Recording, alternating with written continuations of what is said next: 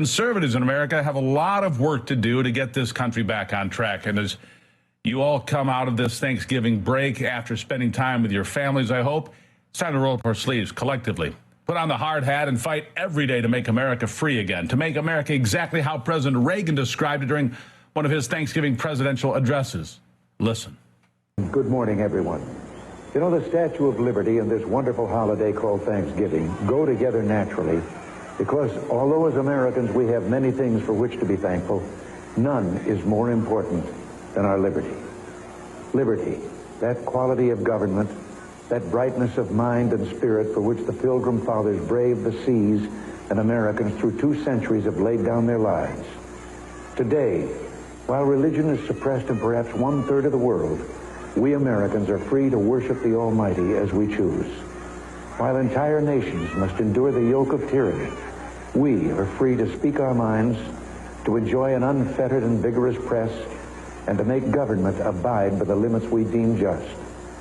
While millions live behind walls, we remain free to travel throughout the land, to share this precious day with those we love most deeply, the members of our families.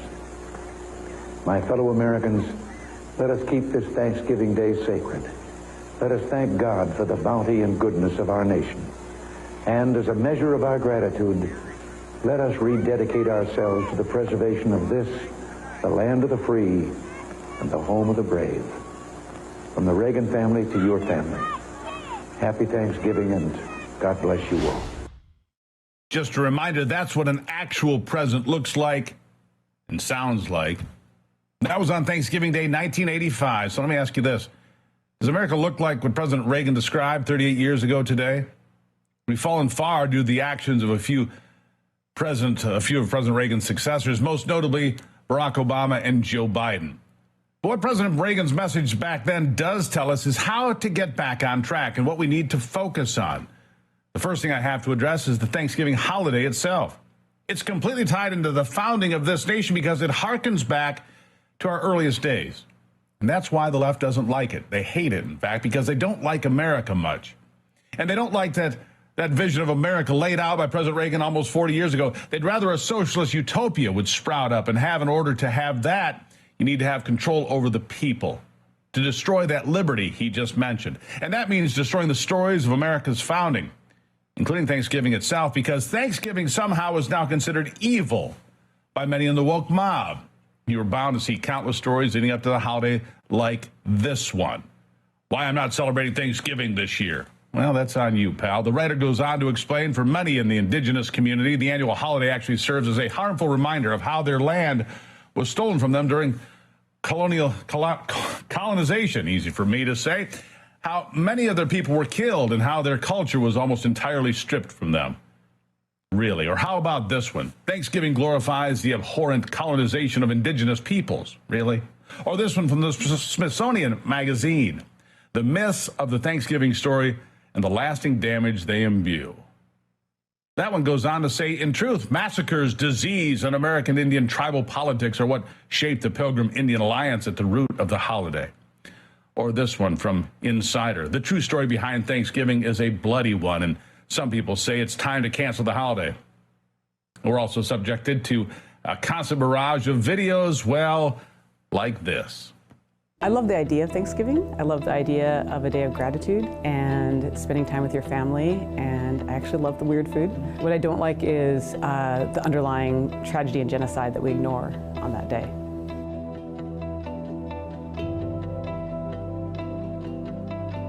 Why do we put our children in costumes of people that showed up and robbed graves and did terrible things and brought disease and just took things, took land from people who were already here?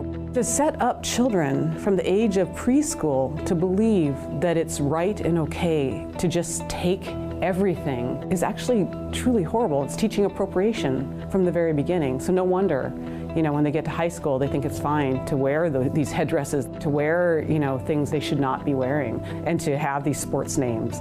We start them at the age of 2 with these innocent, sweet Thanksgiving songs, but we create the appropriators of tomorrow.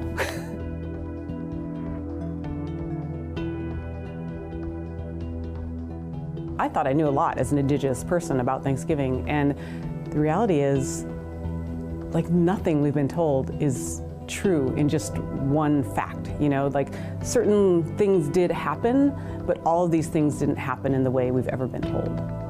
It's like all the best, like, fake news, right? They took things that happened, you know, like, certainly lots of separatists, which we now call pilgrims, and different Native folks have had meals. But, you know, there's so many different times that possibly happened that we're referencing. There were so many political reasons that Thanksgiving, the mythology of Thanksgiving, kept morphing over the centuries to fulfill political agendas, right? Just like today.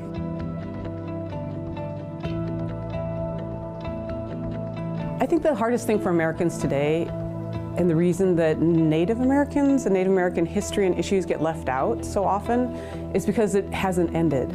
We can point to different things and say we fixed that. We're all still complicit in standing on stolen land. No, I'm not complicit in any of it. Does she live in a house? Then she's just a complicit. You know, the hypocrisy, the dishonesty of that sort of thing. That's what mental illness looks like up close and in person.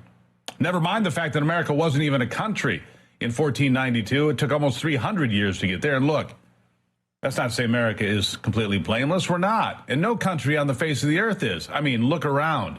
Every border in Europe, every border in Central and South America, every border in Asia has been drawn how? By war, by conflict. You see, pretty much every country on this planet was formed by displacing the original settlers of that land, including the Native American tribes who warred long before Europeans first stepped foot on this dirt. That doesn't absolve the U.S. from any blame, but the point is this: it doesn't make the United States unique in that respect either. But that's how they try to paint us, with slavery and indigenous people. And the originators of the idea that America is so deeply rooted in racism and sexism that it cannot possibly be saved from that original sin without blowing the entire thing up, they know this. They 100% know what they're doing. They're trying to manipulate the public, hence the articles you saw referenced earlier. I'm not saying there's a war on Thanksgiving, but there is certainly a war on American values and our heritage, and Thanksgiving is a big part of that, because it's about two different peoples coming together in unity and peace. Leftists just can't have any positive image of American history being reinforced, because that undermines their whole narrative and their ultimate goal of fundamentally transforming this country into something that it was never intended to be. And that's why America seems so different today than back in just 1985. Because these leftist ideas about the country have been integrated in all of our institutions, both in government and education. And along with our elections, that's chiefly what we must push back against. We have to. Let's go back to President Reagan's 1985 message. Here's a reminder of how he starts it. Listen. Because although as Americans we have many things for which to be thankful, none is more important than our liberty. Liberty, that quality of government, that brightness of mind and spirit for which the Pilgrim Fathers braved the seas and Americans through 2 centuries have laid down their lives. Today, while religion is suppressed in perhaps 1/3 of the world, we Americans are free to worship the Almighty as we choose. While entire nations must endure the yoke of tyranny, we are free to speak our minds, to enjoy an unfettered and vigorous press, and to make government abide by the limits we deem just. Freedom, liberty, America. Is that a description you would use to explain America led by the Biden administration today? Certainly seems like this administration and leftists as a whole are doing everything they possibly can to decrease our liberty, to put us in yokes. And that's simply because they want to control you, me, everyone, in fact. Free speech is considered dangerous. It must be silenced. The left argues it is a danger to the country to allow President Donald Trump to speak. Paradoxical, saying that it is a threat to democracy. But our constitutional republic can't actually function without it. It is the First Amendment of the Constitution for a reason. The right to freedom of expression, which includes free speech. There are many things you just can't say in America for fear of losing your job, or worse. And they need to do these things. They need to instill fear and tear down America as a bastion of freedom. And they need to find different ways of controlling the people, because everything they say is built on, well, lies, frankly. A house of cards, if you will. And if they let it all tumble down, they cannot maintain power. That's the problem. They need victims. They need villains. And you're a villain by being an American that believes in America. But like I said earlier, we can still do something about all of this. And one more from President Ronald Reagan telling us how we do it. Listen. My fellow Americans, let us keep this Thanksgiving Day sacred.